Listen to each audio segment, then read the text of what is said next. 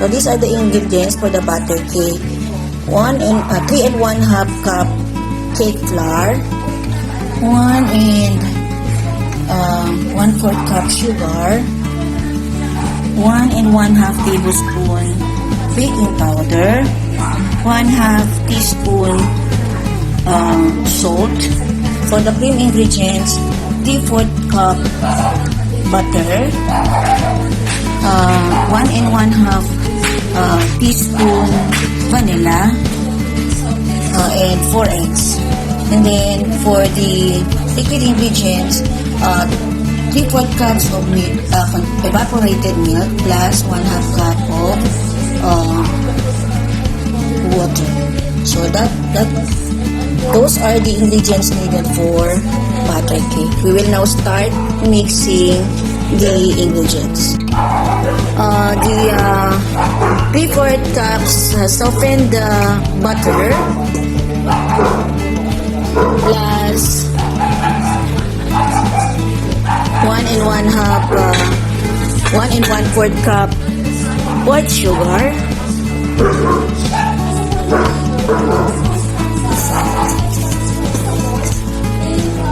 so mix it well first until well blended.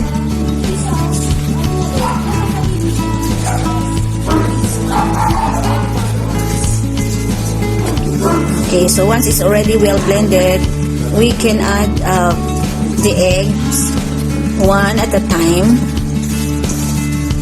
Sugar is already well blended. We will now add eggs one at a time. Okay, so mix it now until it's already well blended with the sugar and the butter.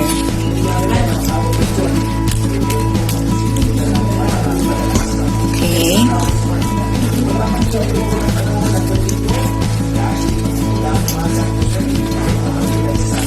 The cream ingredients looks like after the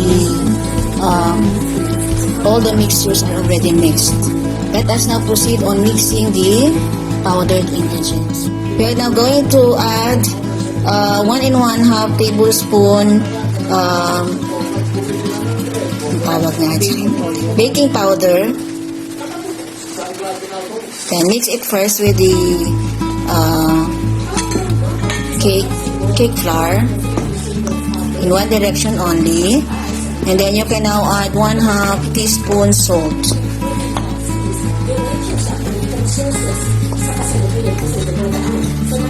And then mix it again with the other dry ingredients.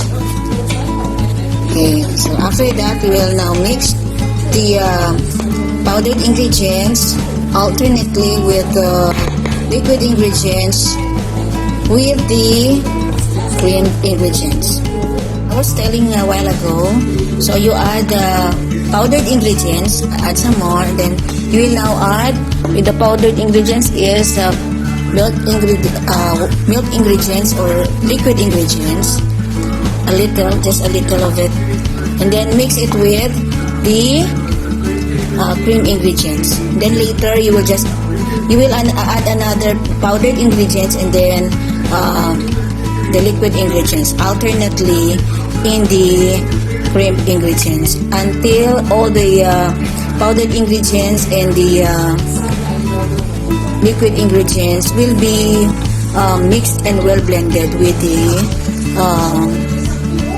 cream ingredients already. So later we will see what will be the result of the mixture. So as you can see, I use the whisk in mixing the entire ingredients, the cream, the powdered, and the liquid ingredients. But as you can see, there are some part of the mixture that it looks like may buo-buo pa, no? So I will try to use now the electric mixer to make it more smooth, to give it a better end result when we bake it in the oven. Okay. As you can see, we are now using the electric mixer, but it is only set on a medium because the mixture should not be overmixed. Okay, so it should be just mixed enough to make the mixture smooth and look smooth and soft and fluffy.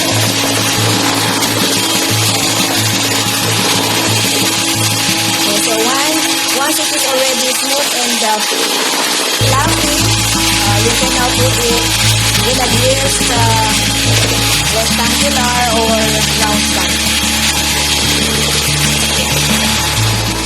It is supposed to look like the finished mixed ingredients using the electric mixer.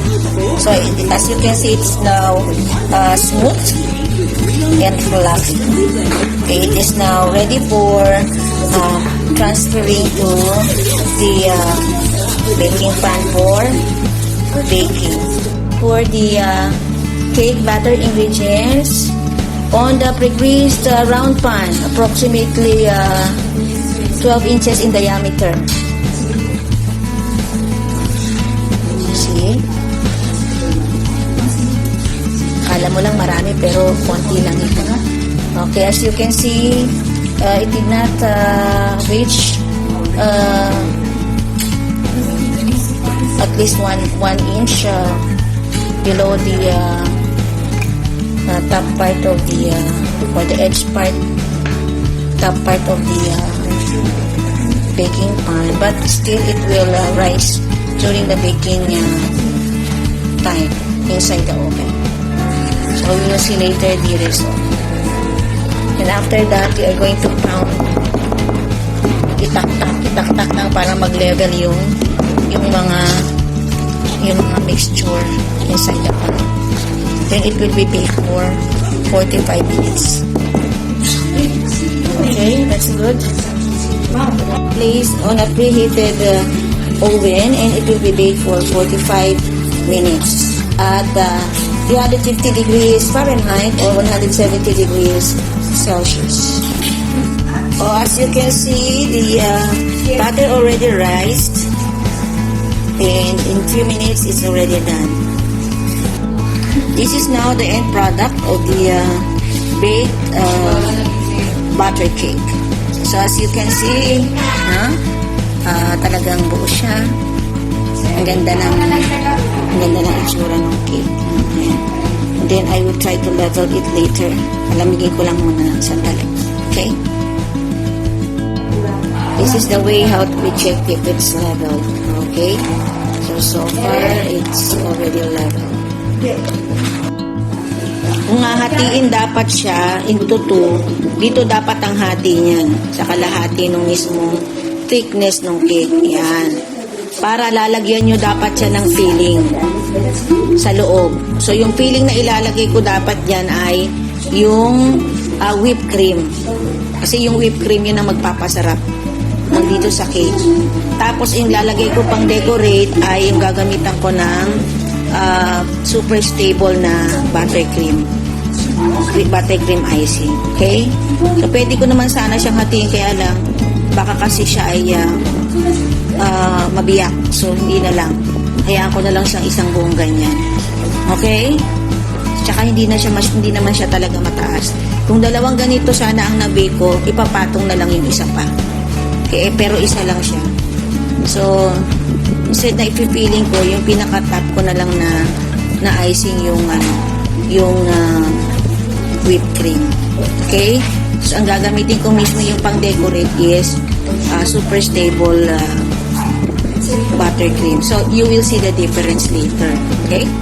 For super stable buttercream icing, I measured approximately 250 grams of butter only because I reduced the amount of butter. I also reduced the amount of required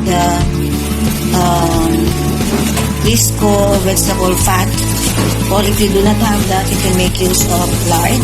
So I make use of lard.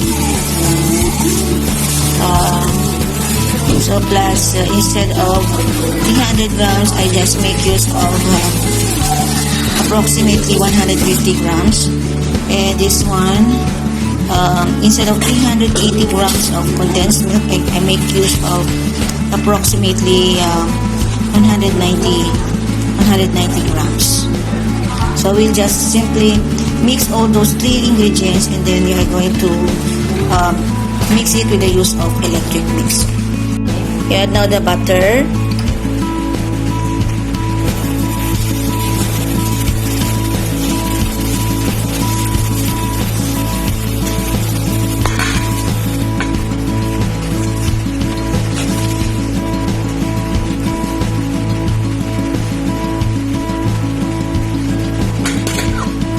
Then the vegetable fats.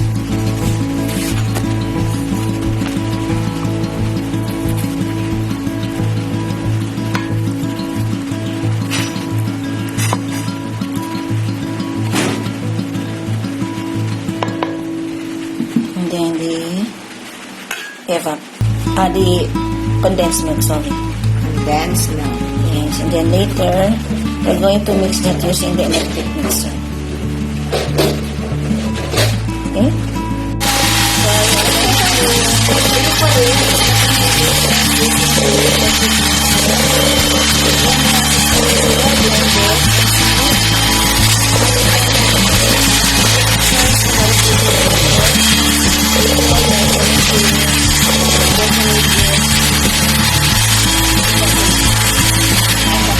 Place the whipped cream icing on top of the butter cake, and then I am going to spread it all over on top, and then it will cover all the entire side of the cake. It is much better. So this is now the colored super stable buttercream icing. We just added drops of red color food coloring, McCormick food coloring, and it turns like peach in color. So later we will decorate the cake with the use of the super stable buttercream icing.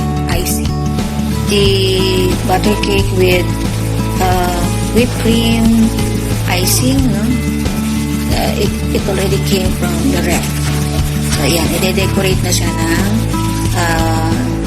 super stable buttercream icing. Okay. So yan, dahil wala kaming piping bag, we make use of cake decorator na pinipress siya. And then we use a tip to create a small, meron lang konti siyang parang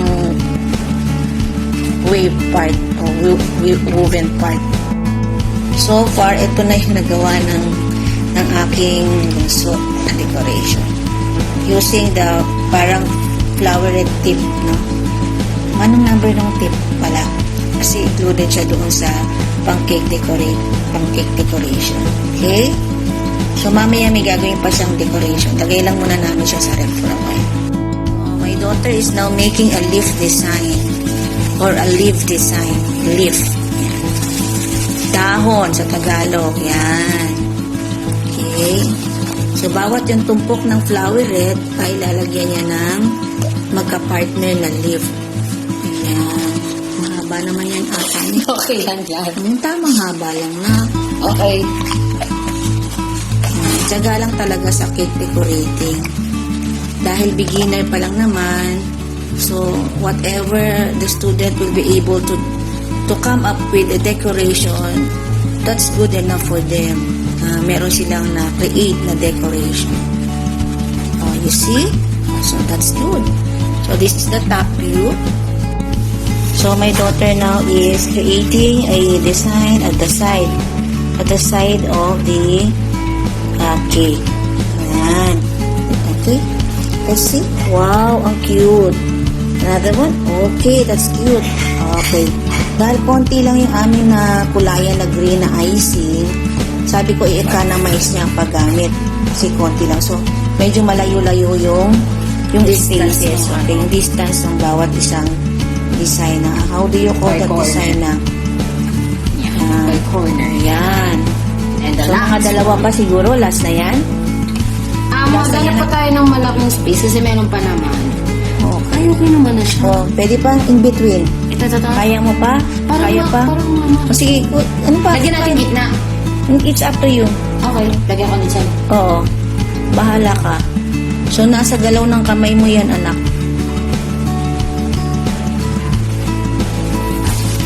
Oh, sige, in between. Ah, you see? Clover. Very good. It's a clover design. Yan. So, ang cake decorating kasi it needs a lot of creativity and patience and artistic mind. Last na daw kasi gabi na. Hating gabi na actually. Pinifinish na niya. So, she made several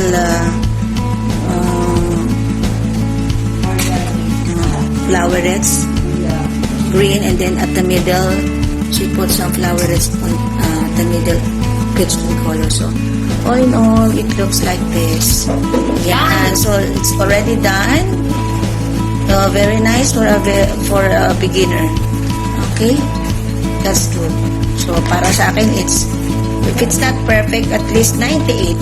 Okay na rin.